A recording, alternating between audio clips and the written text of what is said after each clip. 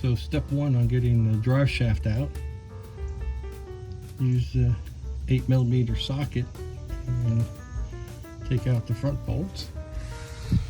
And there's a center bearing and then the bolts at the rear end. So it shouldn't be too hard to get this out. 2007 Saturn Vue rear drive shaft removal. Center bearing is really flapping around in the breeze there. Now the 4 bolts at the rear companion flange are 5/8. Other things I read said 17mm, but in my case 5/8 fit pretty tight on the bolt head, and that's what I'm using.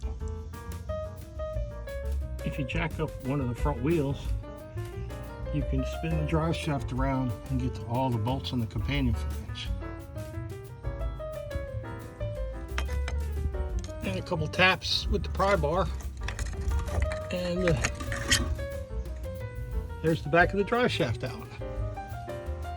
And we'll get the center bearing out and then tap and get that front part out, and we'll be done.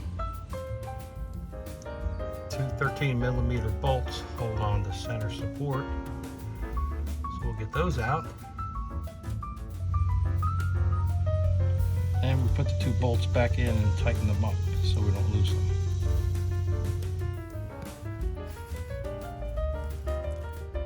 A little tapping with a hammer on the side of that pops it loose, and that's it.